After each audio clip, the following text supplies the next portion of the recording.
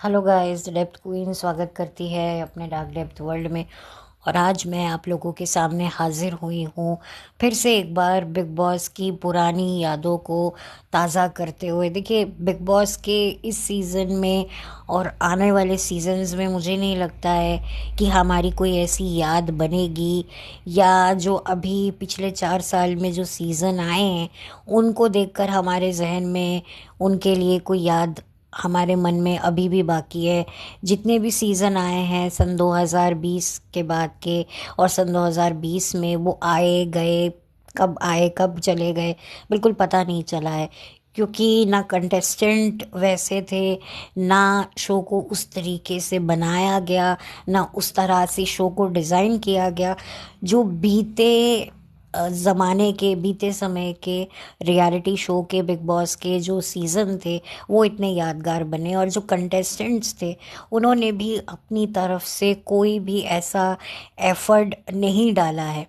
तो यही वजह है कि आप देख सकते हैं कि बिग बॉस सीज़न भले ही 18 चल ज़रूर रहा है टेलीविज़न पर, लेकिन हमारे जहन में आज भी पुराने सीज़न ही चलते हैं। क्योंकि उसकी सबसे बड़ा जो मैं क्रेडिट है मैं देना चाहूँगी बिग बॉस की कास्टिंग टीम को और बिग बॉस के कंटेस्टेंट को, जिन्होंने वहाँ पर अपनी सच्चाई, अच्छाई, अपनी कोई भी आप उनकी पर्सनालिटी कहो, वो बहुत रियल रहे। वो बात अलग है कि शो से निकलने के बाद उन्हें काफ़ी आलोचनाओं का सामना करना पड़ा, but still they are still हमारे दिमाग में है। हमें आज भी उनकी याद आती है। और शायद हो सकता है उस वक्त वो हमें गलत लगते हों, लेकिन मैंने पहले भी कहा, लेकिन आज हमें वो शायद सही लगेंगे, क्योंकि शायद वो उस वक्त सच बोल रहे थे, लेकिन हमने उस वक्त उनकी बात सुनी नहीं, गौर नहीं किया, उनको इतनी तवज्जो नहीं दी, उन पर विश्वास नहीं किया। लेकिन आज मैं तो भाई करती हूँ और करती रहूँगी, क्योंकि जो अब के जो सीज़न आए हैं बिग बॉस के, वो तो आपको पता ही है वो कैसे हैं। एनीवे, तो इस बार जो मैं बिग बॉस लेकर आप लोगों के सामने हाजिर हुई हूँ, जो कि मेरा फेवरेट था। आई थिंक मेरे कुछ फेवरेट रहे हैं बिग बॉस के सीज़न जो मुझे आज भी बहुत अच्छे से याद हैं, और बहुत ही मैं मिस करती हूँ कि यार क्या सीज़न था वो। तो वो ये सीज़न है, और वो सीज़न था बिग बॉस सीज़न 8। जी हाँ, भले ही बिग बॉस सीज़न 18 चल रहा है, लेकिन मेरे जहन में बिग बॉस 8 चल रहा है, क्योंकि एक क्लिप अभी मुझे सोशल मीडिया पे बिग बॉस सीज़न 8 की दिखी तो मेरी यादें एकदम ताज़ा हो गई। और इस वाले सीज़न से तो बहुत ही ज़्यादा एक अलग तरीके की एक लगाव था, क्योंकि शायद ये एक लौता वाहिद एकमात्र ऐसा सीज़न था जिसके विनर को इतनी मोहब्बत मिली, इतना प्यार मिला, कि आज भी भले ही इतने साल हो गए हैं, 10 साल से भी ज़्यादा हो गए हैं उस सीज़न को ख़त्म हुए हुए, लेकिन उस विनर के लिए आज भी हमारे मन में एक अलग सी रिस्पेक्ट है, एक अलग सी, एक आप कह सकते हो, एक है एक एक मोमेंट है जो हम लोगों ने उस वक्त जिया था, और वो था गौतम गुलाटी। खैर, मैं धीरे धीरे सब पे बात करूँगी। तो मैं बात करती हूँ सबसे पहले तो बिग बॉस 8 की। हमारे न्यूमरोलॉजी में जो न्यूमरोलॉजी होती है, जो एक नंबर्स का एक बहुत बड़ा खेल होता है, जैसे कि लोग भविष्य देखते हैं वैसे ही लोग नंबर्स देखकर आपकी लाइफ को प्रेडिक्ट करते हैं। उसे न्यूमरोलॉजिस्ट कहते हैं, if I am not wrong, numerologist. तो वहाँ पर अक्सर 2 नंबर को बहुत ही ज़्यादा बेकार माना जाता है, कि भैया जिसके डेट ऑफ बर्थ इस नंबर का है, या जैसे कोई साल होता है उसको प्लस कर कर अगर वो डिजिट बन रहा है तो समझो कि भाई थोड़ा सा ये साल अच्छा नहीं होता। ये बहुत सारे जो न्यूमरोलॉजिस्ट हैं ये बिग बॉस में भी आ चुके हैं, जैसे संजय जुमानी कह लो। ये बहुत बड़े न्यूमरोलॉजिस्ट हैं जो नंबर देख के बताते हैं कि भैया जैसे 2025 अभी आया है, इसको प्लस करेंगे तो ये एक अलग तरह का गणित होता है, आप लोगों को पता ही होगा। तो खैर, इस न्यूमरोलॉजी में 2 नंबर काफ़ी डेंजरस होते हैं, एक 8 नंबर, दूसरा नंबर होता है 13। लेकिन आप देखिए, विधि का विधान देखिए कि बिग बॉस में यही 2 सीज़न थे जिन्होंने एक अलग तरह का इतिहास रचा। सीज़न 8 ने अपने लेवल का एक इतिहास रचा, और सीज़न 13 को तो हम सब भूल ही नहीं सकते। शायद कभी भी मरते दम तक हम बिग बॉस 13 को तो नहीं भूल सकते। इस तरीके की एक मैसिव टीआरपी, एक massive fan following big boss season 13 को मिली है। ऑफ कोर्स सीज़न 7 को भी मिली है, लेकिन 13 का तो रिकॉर्ड ही अलग बन चुका है। लेकिन अगर मैं बात करूँ बिग बॉस सीज़न 8 की, जो कि आया था सन 2014 में, तो मैं उसका अगर ज़िक्र करूँ ना, तो इस सीज़न से बहुत ज़्यादा एक्सपेक्टेशन थी, क्योंकि ये सीज़न 7 के बाद में आया था और सीज़न 7 बहुत बड़ा हिट हुआ था। गौर खान उस सीज़न की विनर बनी थी, सीज़न 7 की। और इसमें जो सितारे लिए गए थे, कंटेस्टेंट जो लिए गए थे, वो टेलीविज़न से भी लिए गए थे, फिल्मों से भी लिए गए थे, और एक अच्छी खासी भारी भरकम स्टार कास्ट बनाई थी। और बिग बॉस सीज़न 8 की जो थीम थी वो फ़्लाइट रखी गई थी, कि भाई फ़्लाइट है और सलमान खान पायलट बने हुए हैं। तो वही होता है बिग बॉस में, एक पर्टिकुलर थीम के साथ भले ही शुरू होता है, जैसे डबल ट्रबल कर लो या स्वर्ग नरक कर लो या पड़ोसी कह लो, लेकिन वो सारी जो थीम्स होती हैं ना, वो एक टाइम बाद हट जाती हैं और जो बेसिक बिग बॉस होता है वही स्टार्ट होता है। और इस सीज़न में भी यही हुआ। कुछ वक्त तक जो है एक फ़्लाइट का सेट बनाया गया, जहाँ पे कंटेस्टेंट चेयर पे ही सो रहे हैं, फ़्लाइट में ही जो रह रहे हैं, उनके लिए खाना बाहर से आ रहा है। लेकिन धीरे धीरे जो है ये फ़्लाइट वाला सिस्टम हटाकर सबको जो है एक घर में सुट दिया। तो वहीं से जो है सीज़न शुरू हुआ बेसिकली। और आप कह लो कि ये जो सीज़न था ना, ये पहला ऐसा सीज़न था जिसमें जो था एक्सटेंड हुआ था। ये सीज़न पहला सीज़न था जिसको एक्सटेंशन मिला था। और ये ऐसा सीज़न था जिसमें चैलेंजर्स आए थे, यानी कि बीते सीज़न के कंटेस्टेंट आए थे, जिसमें आप लोगों की चहेती लड़ेती संभावना सेठ थी, महक चहल थी, सना खान जो अब हिजाबी दीदी बन गई हैं, और फिर उसके बाद राहुल महाजन जो सीज़न 2 से थे। तो ये सारे के सारे लोगों को बुलाया गया चैलेंजर के रूप में। और वो बात अलग है कि सीज़न के फिनाले होते होते ये सारे चैलेंजर जो हैं वो आउट हो गए थे। और देखिए, विनर तो वही बना जो डे वन से उस शो में था। तो खैर, मैं बात करूँगी यहाँ पे कंटेस्टेंट की, तो यहाँ पर कंटेस्टेंट की तो भरमार है।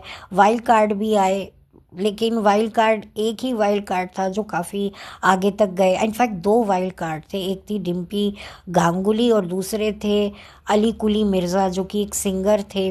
और काफ़ी अच्छे वो वाइल्ड कार्ड शुरुआती दिनों में रहे, और उनकी कैप्टनसी भी काफ़ी लोग याद करते हैं, काफ़ी उन्होंने एंटरटेन किया।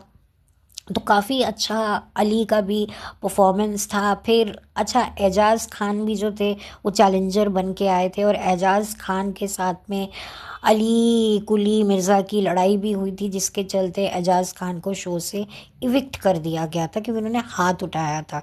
तो खैर, वो भी एक करामात हो चुकी है। तो अब मैं बात करूँगी कि कौन कौन था। ज़्यादा नाम तो मुझे भी अब याद नहीं है, लेकिन आई थिंक कुछ नाम जो मेरे जहन में है, करिश्मा तन्ना है, पुनीत ईशर हैं। पुनीत ईशर वही हैं जो महाभारत में दुर्योधन बने थे, और कूली फिल्म में जो हैं अमिताभ बच्चन जिसकी मुक्के से घायल हुए थे असल ज़िंदगी में, वो वही इंसान है। तो वो भी इस सीज़न में थे। आर्या बब्बर भी थे। आर्या बब्बर जो हैं वो राज बब्बर, जो बीते समय के बहुत बड़े एक्टर रह चुके हैं, पॉलिटिशियन हैं, उनके साहबजादे हैं।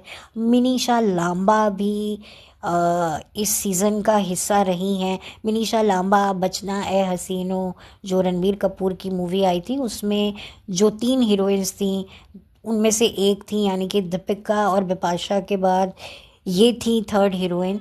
तो मिनीषा लांबा का भी करियर काफ़ी अच्छा चला, लेकिन वही बात है कि फिर कुछ वक्त बाद वही हुआ कि इनको काम नहीं मिला, और इन्होंने भी जो है बिग बॉस में अपना एक आप कह सकते हैं अपनी पारी खेली, लेकिन ऑफ कोर्स वो कामयाब नहीं हो पाई। अच्छा, इस सीज़न में जो थी मॉडल आई थी, एक डियानरा सोर्स करके, और दीपशिखा नागपाल भी आई थी। और इसमें एक थे लड़के ही थे, लेकिन वो एलजीबीटी को के कोई ब्यूटी पैजेंट जीत के आए थे। उनका नाम मुझे याद नहीं आ रहा है। वो सोशल मीडिया पे काफ़ी आजकल काफ़ी पॉपुलर रहते हैं, अब तो वो पूरे तरीके से लड़की अपने आप को बना चुके हैं। तो कुछ उनका दिव्यांकर करके कोई उनका सरनेम है, वो भी आए थे। मुझे उनका नाम ठीक से आ नहीं रहा है, याद नहीं आ रहा है। और उसके बाद जो थे पुनीत, एक और पुनीत आए थे, नहीं, प्रणीत भट्ट आए थे, जो कि राइवल चैनल यानी स्टार प्लस के जो महाभारत थे उसमें शकुनी का रोल करते थे। क्योंकि महाभारत जो एक दूरदर्शन पे आई थी, फिर उसके बाद जो सैटेलाइट चैनल भी अपनी अपनी जो है माइथोलॉजिकल सीरीज़ लेके आते थे, तो ये उस वक्त स्टार प्लस पे जो महाभारत आता था उसमें जो थे वो बने थे, वही जो मामा श्री होते हैं, तो उनका रोल किया था प्रणीत भट्ट ने। और फिर उसके बाद आए थे आरजे प्रीतम करके, प्रीतम जो रेडियो जॉकी थे पेशे से और वो काम करते थे, तो वो भी आए थे। एक रोडीज़ की कंटेस्टेंट आई थी वाइल्ड कार्ड से, कोई रेने करके, वो भी आई थी। और बहुत सारे मतलब लोग आए थे, अब तो खैर मुझे नाम भी याद नहीं आ रहा है। और बहुत बड़ा जो है आप कह सकते हैं कि इस सीज़न पर लोगों की नज़र थी। लेकिन जो है शुरुआती दिनों में तो ये सीज़न बहुत ज़्यादा ठंडा रहा, बहुत ही ज़्यादा ठंडा रहा शुरुआती हफ्ता।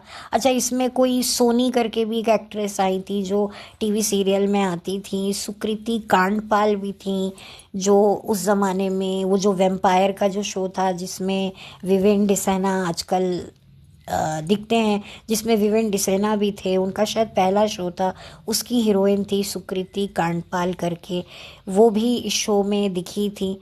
लेकिन ये सारे के सारे ज़्यादातर लोग बहुत जल्दी जल्दी आउट हो गए थे। उसकी सबसे बड़ी वजह जो थी वो मैं आपको आने वाले दिनों में ज़रूर बताऊंगी, मतलब दिनों में क्या, इसी वीडियो में बताऊंगी। और वो वजह जो थी वो बना था एक ग्रुप। खैर, मैं बात करती हूँ कि ये शो इंटरेस्टिंग कहाँ से हुआ। यहाँ पर जी एक शो इंट्रोड्यूस किया गया, मतलब एक टास्क इंट्रोड्यूस किया गया।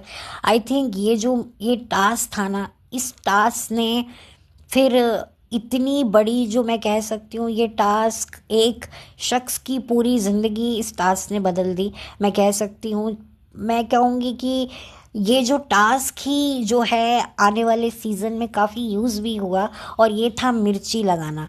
मतलब कोई इंसान कुर्सी पे बैठा है और उसको उठाना है, तो उसकी बॉडी पे मिर्ची लगा दो, उसकी नाक में मिर्ची लगा दो, तो वो तड़प के उठेगा और आप जो है जीत जाओगे। तो यहाँ पर भी ऐसा ही था कि कुर्सी से उठाना है, दो टीम्स है, और वहीं पर जो है करिश्मा तन्ना जो हैं वो लगाती हैं गौतम गुलाटी को मिर्ची। धूप पड़ रही है, चिलचिलाती धूप है, और अगर आप किसी के शरीर पर, और उन्होंने जो है कुछ पहना नहीं हुआ था ऊपर से, मतलब वो शर्टलेस थे, तो आप समझ सकते हैं उनको मिर्ची कितनी लग रही होगी। और करिश्मा तन्ना ने जिस तरीके से मिर्ची लगाई थी, उसके बाद जो गौतम गुलाटी को मिर्ची लगी, ऐसी मिर्ची लगी कि उन्होंने करिश्मा तन्ना को गाली दे दी पलट के। और फिर करिश्मा तन्ना ने उस गाली को पकड़ के जो तम्मा तम्मा किया, इसमें फिर क्या हुआ कि रातों रात जो है गौतम गुलाटी हीरो बन गया। जी हाँ, ये जो विमेन कार्ड और ये सब जो चीज़ें हैं ना, ये कहीं ना कहीं जो है बिग बॉस के ही, इसी मैं कहूँगी इसी सीज़न से आई हैं ज़्यादातर। पहले भी लड़ाई झगड़े औरत मर्द के बीच में हुए हैं, लेकिन ये जो एक लड़की को गाली दी, एक लड़की को टच मत करो, आप ये मत करो, आप वो मत करो, वो मुझे जहाँ तक याद है वो इसी सीज़न से शुरू हुआ था। और यहाँ पर बहुत ज़्यादा जो है करिश्मा तन्ना की बहुत बड़ी जो है छीछा लेदर हुई थी।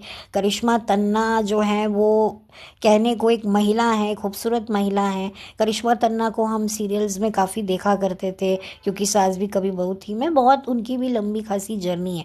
लेकिन यहाँ पर आकर करिश्मा तन्ना ने सोचा कि मैं एक हीरोइन बन जाऊँगी, क्योंकि कहीं ना कहीं देखिए गौहर खान ने जो मार्क सेट किया हुआ था, चाहे वो टास्क हो, चाहे वो पर्सनालिटी हो, चाहे कुछ हो, तो कहीं ना कहीं जो करिश्मा तन्ना थी, उन्होंने भी अपने आप को साबित करना था कि भाई मैं भी कुछ कर सकती हूँ, ये शो मैं ही जीतूंगी, मेरे में भी वो काबिलियत है, मेरे में भी वो करेज है, तो मैं कर सकती हूँ। तो यही वजह है कि इसी चक्कर में थोड़ा सा करिश्मा तन्ना जो है वो ओवर टॉप चली गई और उसका फ़ायदा हुआ गौतम गुलाटी को। कहने को तो लड़कियों को गौतम गुलाटी को जो है गालियाँ देनी चाहिए कि भाई एक लड़की को आप गाली दे रहे हो, लेकिन वही लड़कियां जो हैं सारी की सारी सपोर्ट में आके खड़ी हो गई गौतम गुलाटी के। तो गौतम गुलाटी गाली देने के बावजूद भी हीरो बन गया और करिश्मा तन्ना गाली खाने के बाद जो है सबसे बड़ी विलन बन गई, और इतनी बड़ी विलन बनी कि वो एंड तक विलन ही रही। आई थिंक ये एक करिश्मा तन्ना के लिए बहुत ख़राब ये चीज़ रही है। करिश्मा तन्ना का भी इस शो में एक लव एंगल उठा था उपेन पटेल के साथ। जी हाँ, इस सीज़न में मुझे अभी याद आया उपेन पटेल भी थे। उपेन पटेल को आपने कई फिल्मों में देखा है, नमस्ते लंदन और चाइना टाउन में भी थे शायद, if I am not wrong. तो काफ़ी उनका भी करियर जो था उतार चढ़ाव से भरपूर था, और इसीलिए जो है वो भी बिग बॉस में अपनी किस्मत आजमाने आए थे और उनको मिल गई करिश्मा तन्ना। शो से निकलने के बाद करिश्मा और उपेन का रिलेशनशिप थोड़ा सा चला भी। इन दोनों ने नच बलिए और एक लव स्कूल नाम का रियलिटी शो होस्ट किया था। नच बलिए में तो ये परफॉर्मर रहे थे, तो कंटेस्टेंट रहे थे, लेकिन वही वाली बात है कि जो सबको पता था कि ये रिलेशनशिप ज़्यादा चलेगा नहीं, तो वो चला नहीं और रिलेशनशिप टूट गया, ख़त्म हो गया। और जो है आज करिश्मा तन्ना किसी और की बीवी बन गई हैं, और इधर उपेन पटेल भी अपनी अपनी ज़िंदगी में कहाँ है कुछ ज़्यादा पता नहीं है। तो खैर ये तो हो गई करिश्मा तन्ना की बात। अब मैं बात करूँगी गौतम गुलाटी। गौतम गुलाटी जो है वो स्टार बन गए, और यहीं से जो है गौतम गुलाटी की दोस्ती हो गई प्रीतम से, प्रणीत से और पुनीत ईशर से, और इनका ग्रुप बन गया जिसका नाम था P3G। ये P3G ग्रुप का नाम भी काम्या पंजाबी ने दिया था जब वो आई थी एक वीकेंड के वार पर, और उन्होंने गौतम गुलाटी को ही सपोर्ट किया था। अच्छा, इसमें ना अगर बात गौहर खान की मैं करूँ ना, तो गौहर खान की बहन निगार खान भी इस सीज़न में आई थी वाइल्ड कार्ड एंट्री बनकर, बट अनफॉर्चुनेटली वो वहाँ पर ज़्यादा चली नहीं, क्योंकि एक हाई एक्सपेक्टेशंस के साथ वो आई थी, लेकिन अनफॉर्चुनेटली वो नहीं चल पाई, क्योंकि इतनी जल्दी बैक टू बैक लोगों का कंपैरिजन होता है। भाई एक सीज़न में आपकी बहन ये कह रही है कि भाई अगर उस लड़के ने शर्ट उतारी हुई है, आप अनकंफर्टेबल हो, तो आप अपनी आंखें बंद कर लो, आप अपनी नज़रें नीची कर लो। लेकिन निगार यहाँ पर गौतम को कॉन्स्टेंटली बोल रही थी कि भाई आप शर्ट पहना करो, शर्ट पहना करो। तो लोगों ने इस तरह के जब कंपैरिजन करने शुरू हुए, तो ये बहुत बड़ा, मैं कहती हूँ निगार के लिए एक बहुत ही ख़राब पॉइंट था, क्योंकि अगर निगार थोड़े वक्त बाद आती ना तो शायद लोग भूल जाते, क्योंकि बिग बॉस 7 का जो था ना बोलबाला, वो सर चढ़ के लोगों के जहन में था। और क्योंकि जो है गौतम गुलाटी से मैंने जैसे कि पहले ही कहा बहुत ज़्यादा लोगों को मोहब्बत हो गई थी, एक तरीके से घर घर में। आई थिंक इतनी जेन्युइन मोहब्बत मुझे नहीं लगता किसी भी बिग बॉस के कंटेस्टेंट विनर को मिली है। तो लव कंटेस्टेंट भी थे गौतम गुलाटी, और लव विनर भी थे, यानी कि एज अ कंटेस्टेंट भी उनको पसंद किया जा रहा था, और एक विनर के रूप में भी गौतम गुलाटी को देखा जा रहा था। और गौतम गुलाटी ही ये शो एंड में जीते, और इनके साथ थी मैं कहूँगी करिश्मा तन्ना, प्रीतम। आई थिंक मैं कहूँगी उसके बाद सेकंड बेस्ट कंटेस्टेंट थे प्रीतम, क्योंकि प्रीतम एक आरजे रह चुके हैं, और उन्होंने भी जो है नच बलिए में शो से निकलने के बाद जो है अपनी वाइफ के साथ में पार्टिसिपेट किया, बट ज़्यादा कुछ हुआ नहीं है। आजकल प्रीतम क्या कर रहे हैं मुझे कोई ज़्यादा नॉलेज नहीं है। हालांकि एक बार वो बिग बॉस सीज़न 11 में आए थे एज अ गेस्ट बन के मनु पंजाबी के साथ में, वो मुझे थोड़ा बहुत याद है, बट अनफॉर्चुनेटली मुझे अब प्रीतम के बारे में ज़्यादा नहीं पता है। तो खैर प्रीतम ने भी बहुत अच्छा वहाँ पर परफॉर्म किया।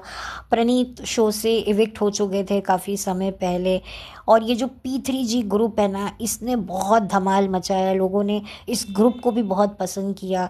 ये जो मिलकर लड़ते थे, ये जो मिलके काम करते थे, वो सभी को बहुत पसंद आता था। मतलब एक तरीके से एक लड़कों की फ्रेंडशिप काफ़ी ज़्यादा कैसी होती है, वो जो हॉस्टल में जो लड़के होते हैं, ग्रुप होता है कॉलेज में, तो ये एक बहुत अच्छा एक देखने को मिला।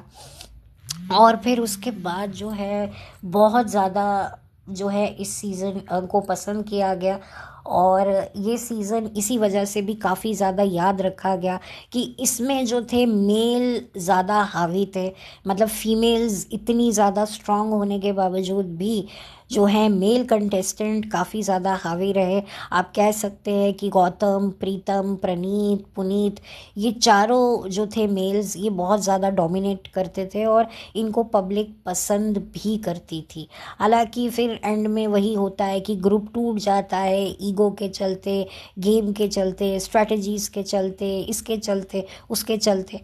तो बहुत ज़्यादा जो है शो में प्रॉब्लम्स हुई, मतलब शो के इन कंटेस्टेंट्स के बीच में, इन ग्रुप के लोगों में भी प्रॉब्लम हुई। और शो ख़त्म होते होते सब अलग भी हो गए, कहने को साथ में थे लेकिन अलग हो गए, वो दिखता था। लेकिन गौतम गुलाटी का जो सपोर्ट था पब्लिक की नज़रों में वो बना रहा और काफ़ी ज़्यादा और भी स्ट्रांग हो गया। इससे लोगों ने और भी ज़्यादा गौतम को जो है सपोर्ट किया। अनफॉर्चुनेटली और भी कुछ कंटेस्टेंट्स थे जिनसे उम्मीद थी, जैसे आर्या बब्बर, जिन्होंने अपने फ़िल्मों में शुरुआत की थी सन 2002 में, लेकिन अनफॉर्चुनेटली उनकी फ़िल्मों में कोई काम हुआ नहीं। पंजाबी सिनेमा में भी उन्होंने काम किया। इनफैक्ट मनीषा लांबा के साथ भी उनकी एक स्टोरी थी, वो शो में बाहर ज़रूर आई थी, लेकिन वही वाली बात है कि मनीषा लांबा ने ज़्यादा इस चीज़ को भाव दिया नहीं, इसलिए वो एंगल बना नहीं। और अनफॉर्चुनेटली जो है आर्या बब्बर भी शो से इविक्ट हो गए। और काफ़ी मुझे था कि शायद आर्या बब्बर जो हैं अच्छा करेंगे। हालांकि आज की तारीख में आर्या बब्बर काफ़ी अच्छे कॉमेडियन बन गए हैं, उनकी सोशल मीडिया पे रील्स आती हैं, वो परफॉर्म करते हैं, अच्छा लगता है। बट मुझे बुरा लगता है कि उनका ये अंदाज़ अगर हम बिग बॉस में देखते तो काफ़ी फ़ायदेमंद होता, लेकिन वो हो नहीं पाया क्योंकि P3G ग्रुप के आगे किसी की चली नहीं। इस सीज़न में जो है एक स्ट्रॉन्ग कंटेस्टेंट के साथ भी गलत हुआ, यानी कि दीपशिखा जो कि इतनी स्ट्रॉन्ग है। दीपशिखा को हम बहुत समय से जो है वो टेलीविज़न पर देख रहे हैं, ख़ास तौर पे सोनपरी में हम देखा करते थे रूबी आंटी के नाम से। तो काफ़ी उनकी एक अच्छी मेमोरीज़ हैं हमारे जहन में, और उनको देखा, उनकी स्ट्रॉन्ग हेडनेस को भी देखा। लेकिन वही वाली बात है कि जो शो के मेकर्स होते हैं वो अपने ही बंदे को जो है, जिनको उनको आगे लाना होता है, वो उनको ही आगे लाना चाहते हैं, और कभी कभी इसके लिए उन्हें उलट पलट करना पड़ता है। और जो है मुझे लगता है शायद यही पॉलिटिक्स का शिकार हुई दीपशिखा नागपाल। वो बिल्कुल भी डिज़र्व नहीं करती थी, लेकिन वो भी शो से इविक्ट हो गई और उनका काफ़ी शॉकी इविक्शन रहा। अच्छा, इस सीज़न में ना एक मॉडल भी थी, सोनाली रौत करके, वो भी इस सीज़न में थी, और उनका भी एक बड़ा ही अलग किस्म का अंदाज़ था जो लोगों को समझ नहीं आता था, पसंद नहीं आता था, लेकिन कहीं ना कहीं वो एंटरटेनमेंट भी लगता था। और कहीं ना कहीं ये लगता था कि भाई ये बंदी कुछ अलग किस्म की है। और बिग बॉस में जिनकी पर्सनालिटी थोड़ी अलग किस्म की होती है ना, वो और पब्लिक अगर उनको ज़रा सा भी लाइक करे तो वो काफ़ी आगे तक जाते हैं, और सोनाली उनमें से एक थी। तो ये पूरी की पूरी जो ये जो जर्नी थी इस सीज़न की, ये बड़ी ही ज़्यादा मज़ेदार थी। और इसी सीज़न से जो है फ़राह खान भी एज अ होस्ट हमें दिखी थी, क्योंकि जो सलमान खान थे वो एक्सटेंशन के बाद जो है उन्होंने इस शो को होस्ट नहीं किया, उस शो को होस्ट किया था फ़राह खान ने, जिस फ़राह खान को आप बिग बॉस सीज़न 18 में भी एक एपिसोड में होस्ट करते हुए दिखाई दे गए हैं। उस वक्त फ़राह खान ने पूरा 1 महीने लग कर जो है इस सीज़न को होस्ट किया था, और फिनाले भी इस सीज़न का फ़राह खान ने सीज़न 8 को होस्ट किया था, और अपने ही हाथों से जो है गौतम गुलाटी को विनर घोषित किया गया था। तो ये पूरी की पूरी जो कहानी थी। अच्छा, इस सीज़न के टास्क भी बहुत ज़्यादा खतरनाक थे, चाहे वो मिर्ची वाला टास्क हो, मतलब अनगिनत इस सीज़न में टास्क हुए थे, और गौतम गुलाटी एक तरीके से आप कह सकते हो टास्क मास्टर थे। और जिस वक्त वो निकलते थे अपने उससे कि भाई मुझे ये टास्क करना है, तो वो जीत के ही रहते थे, और उनको सपोर्ट भी करने वाले लोग मिल जाते थे। तो ऐसा नहीं है कि गौतम गुलाटी जो हैं वो उनको कोई सपोर्ट नहीं मिलता उस घर में, कोई बिल्कुल नहीं मिला। P3G टूट जाने के बावजूद भी उनके जो हैं उनको कुछ सपोर्ट मिला। मे बी शायद उन्होंने इस वजह से भी सपोर्ट किया गया हो क्योंकि भाई गौतम को लोग पसंद करते, अगर हम इसे सपोर्ट करेंगे तो पब्लिक हमारी तरफ भी एक अच्छी नरम निगाह रख देगी। तो यही वजह है कि मुझे लगता है इस वजह से भी गौतम गुलाटी को कुछ लोगों का वहाँ सपोर्ट मिला। तो यही वजह रही कि ये सीज़न अपने आप में एक इतना बड़ा हिट हुआ। धीरे धीरे इस सीज़न की टीआरपी बढ़ती रही और इस सीज़न में ही एक टास्क इंट्रोड्यूस हुआ था, गौतम सिटी। जी हाँ, गौतम सिटी के नाम से बनाया गया। बिग बॉस ने भी जो है गौतम को काफ़ी ज़्यादा सपोर्ट किया क्योंकि बिग बॉस को भी लगा कि भैया ये तो एक सोने की अंडा देने वाली मुर्गी है। क्योंकि गौतम गुलाटी के बारे में अगर मैं आपको बताऊं तो एक बड़े से channel, rival channel star plus के एक सीरियल आता था दिया और बाती, उसमें ये एक मेन लीड के भाई का रोल करते थे जो कॉमेडी टाइप रोल होता था, कोई ज़्यादा कुछ था नहीं। शो काफ़ी पॉपुलर था। तो क्या होता है ना कि जब आप किसी राइवल चैनल के नंबर 1 शो के किसी आर्टिस्ट को लेकर आते हो तो फिर जाहिर सी बात है कि उसको आप एक अच्छा खासा पे भी करते हो।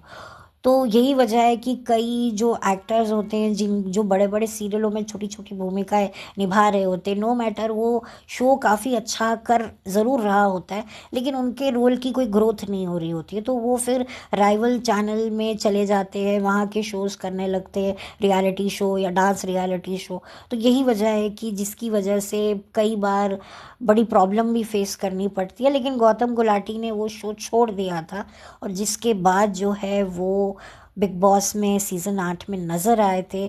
और वाकई मुझे लगता है उनका ये सही डिसीजन था भी और नहीं भी था, इसीलिए क्योंकि डेफिनेटली उनको जो पॉपुलैरिटी मिली, उनको जो कामयाबी मिली, वो एक सीरियल से भी बढ़कर थी।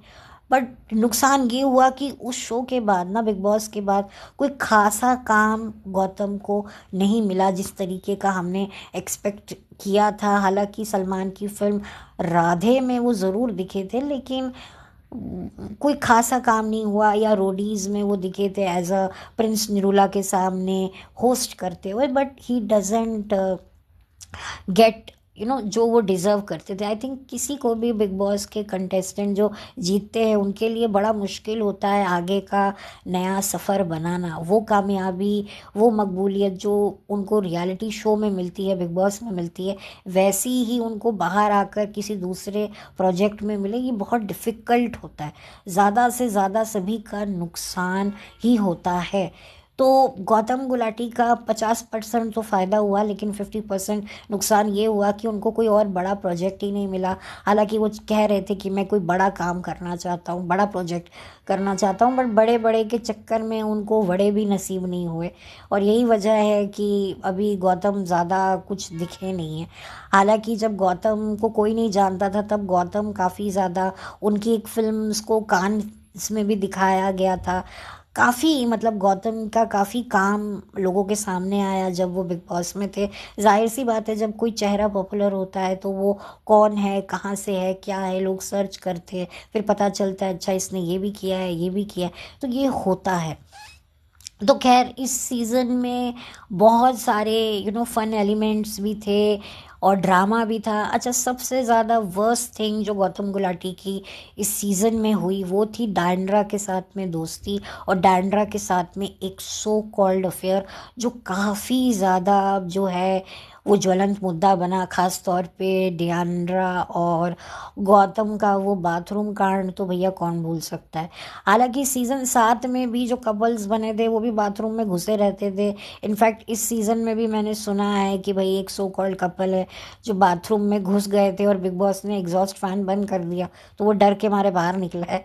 लेकिन ये तो मतलब बट उस वक्त ना, मतलब इस तरह की चीज़ें बहुत ज़्यादा मायने रखती थी। आप एक फैमिली शो में हो, वो बात अलग है कि फिर बिग बॉस के घर में जो कपल्स बने उन्होंने तो बहुत सारी लिमिट क्रॉस करी, और वो लिमिट क्रॉस होती हुई दिखाई भी गई हैं। वो बात अलग है कि भाई फिर लोग पल्ला झाड़ लेते हैं, नहीं नहीं हमने नहीं दिखाया, ये तो एक वो है, फेक है, वो है। लेकिन बिग बॉस ने अच्छा खासा जो है वो दिखाते थे एलिमेंट। और फैमिली शो में इस तरह की चीज़ें दिखाना, और अगर एक लड़का लड़की बाथरूम के अंदर बंद हो गए हैं तो आप एक फैमिली के साथ में देख रहे हो तो वो कितना ज़्यादा ऑकवर्ड लगता है, कितना आपको बड़ी अनकंफर्टेबलनेस होती है। तो हम लोगों ने भी जब ये देखा था हमारी भी आंखें फटी की फटी रह गई थी, ये क्या हुआ। और बिल्कुल भी अच्छा नहीं लगा था, क्योंकि कहीं ना कहीं जो शो का जो हीरो होता है ना, वो अगर किसी लव अफेयर में पड़ जाए ना तो बहुत मुश्किल होता है उसका आगे बढ़ना। इसीलिए जो होते हैं ना लड़के, वो अवॉइड ही करते हैं ये लव अफेयर, ये अफेयर। बट कई बार वो फंस जाते हैं। जैसे मैं बात करूँगी सिद्धार्थ की, तो सिद्धार्थ भी कहीं ना कहीं शहनाज की वो साथ में वो बंद गया था। और वो बात अलग है कि पब्लिक को वो जोड़ी पसंद आ गई थी, तो जिसकी वजह से वो हैशटैग को मजबूरन इतना लंबा चलाना पड़ा, अदरवाइज उसकी कोई ज़रूरत नहीं थी। इवन अगर मैं बात करूँ हिमांशी और आसिम की भी, तो हिमांशी चली गई थी। अगर हिमांशी नहीं जाती रहती तो कहीं ना कहीं आसिम की पर्सनालिटी पर भी असर पड़ता है। ठीक है, लोग पसंद करते हैं भाई, आप एक तरफ हीरो बने हुए हो और बगल में एक हीरोइन खड़ी है तो एक फिल्म जैसी लगती है। बट कहीं ना कहीं हीरो की भी मति भ्रष्ट तो होती ही है, उसको डिस्ट्रैक्शन तो होता ही है। तो ये भी एक बहुत बड़ा रीज़न रहा। और जो है गौतम को काफ़ी कुछ सुनना भी पड़ा, काफ़ी कुछ अफवाहें भी निकल निकल के आई। हालांकि मैं अब उन अफवाहों के बारे में अब बात तो नहीं करूँगी, लेकिन अगर आप लोगों ने देखा ही होगा वो सीज़न तो आपको पता ही है मैं कहाँ बात कर रही हूँ। तो खैर, बट गौतम जो है वक्त रहते समझ गया और फिर डायंड्रा के साथ जो है वो रिलेशन ख़त्म कर दिया। वो बात अलग है कि डायंड्रा को बुरा तो लगा ही, और शायद आज तक लगा है, क्योंकि अब जो मुझे नहीं लगता गौतम और डायंड्रा बाहर कभी मिले भी होंगे और कभी कुछ हुआ भी होगा। तो ये बात हुई कि गौतम को भी समझ में आ गया कि मैं जो कर रहा हूँ वो मैं गलत कर रहा हूँ और ये सही नहीं है, और उसको फीडबैक्स भी ऐसे दिए गए। तो खैर, ये भी एक काफ़ी ज़्यादा बड़ी चीज़ें हुई थी, और वही वाली बात है। और हाँ, अगर डायंड्रा, क्योंकि डायंड्रा की खुद की भी पर जो जैसी पर्सनालिटी थी उसको पब्लिक का इतना सपोर्ट नहीं मिला। क्योंकि अगर डायंड्रा की भी थोड़ी सी फ़ैन फॉलोइंग होती, या उसको भी लोग उसके काम को जो वो शो में कर रही है पसंद करते, तो शायद लोग एक्सेप्ट कर लेते। जैसे गौहर और कुशाल को लोग काफ़ी पसंद करते थे। गौहर जितनी पसंद थी उतना कुशाल भी सबको पसंद था। तो चलो ठीक है कि दो हमारे फेवरेट कंटेस्टेंट हैं, उनका आपस में अगर नैन मटक्का हो जाए तो अच्छी बात है, हम हैशटैग बना लेंगे। लेकिन डायंड्रा को वो नहीं मिला जो गौतम को मिल रहा था। अगर डायंड्रा भी कुछ अच्छा, वो भी कुछ कर रही होती तो उनको भी जो है वो सपोर्ट मिलता। ठीक है, डायंड्रा काफ़ी आउटस्पोकिंग, काफ़ी खुले जहन की और काफ़ी स्ट्रॉन्ग हेडेड वुमेन थी। बट अनफॉर्चुनेटली वही वाली बात है कि उनके भी, आप कह सकते हो, वो जर्नी काफ़ी उतार चढ़ाव रही। और गौतम को लेकर भी वो काफ़ी ज़्यादा दुखी भी हुई। और जाहिर सी बात है कि भाई, आप दोस्त दोस्त कह दो एक लड़की को, आप बाथरूम के अंदर हो और कहो नहीं नहीं वी आर जस्ट फ्रेंड, तो बुरा तो एक लड़की को लगता ही है। और उस वक्त जो है शायद वो चीज़ हम समझ नहीं पाए। लेकिन आज मुझे लगता है कि हाँ भाई, डायंड्रा भी कहीं ना कहीं जो नाराज़ हुई थी वो जेन्युइनली ही हुई थी। बट खैर, वो बात अलग है कि डायना एक बहुत ही खुले विचारों की महिला है। तो वही वाली बात होती है कि कभी कभी ऐसे लोग काफ़ी मिसअंडरस्टूड हो जाते हैं।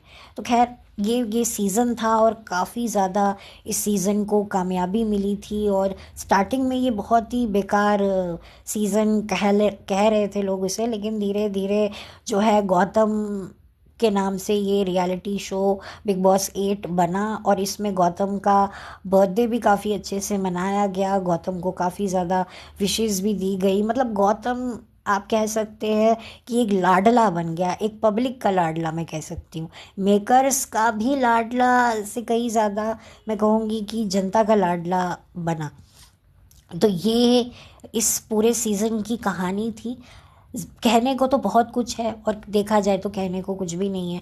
हालांकि इस सीज़न को ख़त्म हुए हुए इतना लंबा वक्त हो चुका है, लेकिन इसके टास्क कह लो, इसमें घटी हुई घटनाएं देख लो, हर चीज़ अगर आप देखोगे ना तो आज भी आपको याद रहेगा ये सीज़न। अगर आप पुराना सीज़न भी अगर आप इसे देख लोगे ना, आपको भूल जाओगे ये सीज़न 18 को।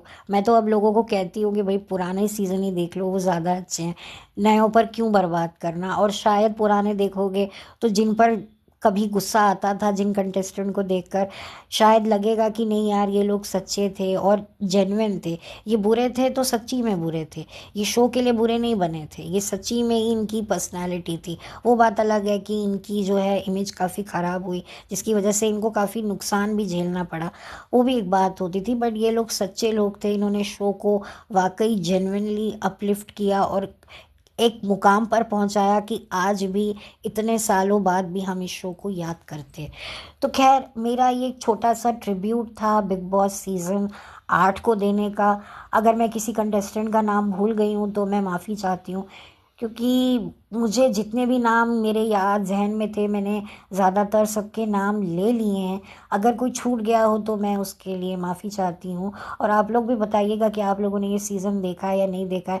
मैंने तो ये सीज़न बहुत चाव से देखा है और बहुत अच्छी अच्छी बुरी बुरी मेमोरीज भी हैं मेरी इस सीज़न के साथ में। और खैर, जो सीज़न थे 13 तक, मैंने सीज़न 1 से लेकर सीज़न 13 तक जो है बहुत शिद्दत से ये शो बिग बॉस के देखे हैं।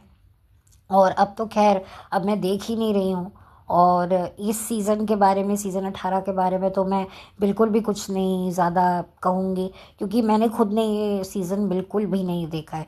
बीते सीज़न के बारे में मुझे थोड़ा बहुत मैं देखती थी, बट ये सीज़न तो मैंने बिल्कुल ही अवॉइड किया है सीज़न 18 को। तो खैर, मैं सीज़न 18 के बारे में तो नहीं, लेकिन ज़रूर जानना चाहूँगी कि सीज़न 8 की क्या जर्नी रही है, आप लोगों ने कितना देखा है इस सीज़न को, आप प्लीज़ ज़रूर बताइएगा। और अपने जो ओपिनियन हैं, अपने जज्बात हैं, अपना जो भी आपके जो यादें हैं इस सीज़न से जुड़ी हुई, अगर आपको ठीक लगे तो ज़रूर शेयर कीजिएगा। तो बस जहाँ तक मुझे लगता है मैंने सारे मुद्दों पर बात कर दी है। अच्छा, एक चीज़ जाते जाते बोलूँगी, इस सीज़न में भी फैमिली वीक आया था और जब गौतम गुलाटी अपनी मदर से मिला था तो बहुत देखकर लोगों को अच्छा लगा था। और यहाँ पर सबकी फैमिलीज़ आई हुई थी और प्रीतम की वाइफ भी आई हुई थी, वो प्रेग्नेंट थी उस टाइम पर, और एक बच्चा ऑलरेडी उनका छोटा सा लेकर आई हुई थी। यानी कि एक बच्चा जो है वो हो गोद में था और दूसरा बच्चा कोख में था। तो ये भी एक मोमेंट देखने को मिला था। और प्रीतम को जो है, एक पंडित जी आए थे जिन्होंने प्रेडिक्ट किया था कि तुम्हें बेटी होगी, दूसरा जो बच्चा होगा वो बेटी होगी। पहले उनको बेटा था, लेकिन हुआ उनको दूसरा भी बेटा। तो खैर, ये कुछ ऐसी चीज़ें हुई हैं जो मैंने कहा मैं जाते जाते मुझे याद भी आ गई और मैंने आपको बताया। और बस, और कुछ नहीं था। और हाँ, इसमें राहुल महाजन और डिम्पी एक्स कपल भी आए हुए थे। डिम्पी और राहुल महाजन की शादी एक रियलिटी शो पे हुई थी और उसी के बाद से इनकी शादी को लेकर काफ़ी ज़्यादा बातें आती थी, कंट्रोवर्सीज होती थी। बट फाइनली डिम्पी और राहुल ने फिर तलाक लेने का फ़ैसला कर लिया था और डिवोर्स केस फाइल करने के बाद ही डिम्पी जो है बिग बॉस सीज़न 8 में नज़र आई थी। और पीछे पीछे चैलेंजर बन के जो है राहुल महाजन भी इनके साथ में आए थे। और इन दोनों के बीच में भी जो है कुछ प्रॉब्लम सामने ज़रूर आई थी, इनकी भी लड़ाइयाँ, इनकी भी जो मैरिज हैं उसको लेकर जो प्रॉब्लम्स थे, जो एक एज डिफरेंस भी इन दोनों के बीच में बहुत था। तो काफ़ी कुछ चीज़ें सामने आई, लेकिन शो के एंड होते होते डिम्पी और इन्होंने जो है पैचअप कर लिया और शो से निकलने के बाद जो है डिम्पी और राहुल ने जो है वो ऑफिशियली डिवोर्स ले लिया। और आज की तो अगर मैं टाइम पे देखूं तो राहुल महाजन बिल्कुल सिंगल हैं। राहुल महाजन ने डिम्पी से डिवोर्स लेने के बाद तीसरी शादी की थी, बट वो भी नहीं चली। और डिम्पी ने भी जो है राहुल से तलाक लेने के बाद दूसरी शादी कर ली और आज डिम्पी एक मैरिड वुमेन है और डिम्पी के हैं 3 बच्चे। जी हाँ, डिम्पी गांगुली के 3 बच्चे हो चुके हैं अपने सेकंड हस्बैंड से, और वो एक अच्छी ज़िंदगी बिता रही हैं। और अपनी लाइफ में आई थिंक एक्टिंग से तो वो काफ़ी दूर हैं। तो खैर, डिम्पी भी एक मॉडल रह चुकी हैं, और वो जो थी मॉडलिंग किया करती थी, उन्होंने कुछ बंगाली फ़िल्में भी की थी, लेकिन अब मैं डिम्पी को सोशल मीडिया पे देखती हूँ, बाकी मैंने किसी फ़िल्म में हाल फ़िलहाल अभी रिसेंटली डिम्पी को नहीं देखा है। तो खैर चलिए, ये एक जाते जाते एक बात मुझे थोड़ी और इस से जुड़ी हुई आ गई, तो चलती हूँ, लौट कर मिलती हूँ। Have a blessed day, bye, take care, thank you so much.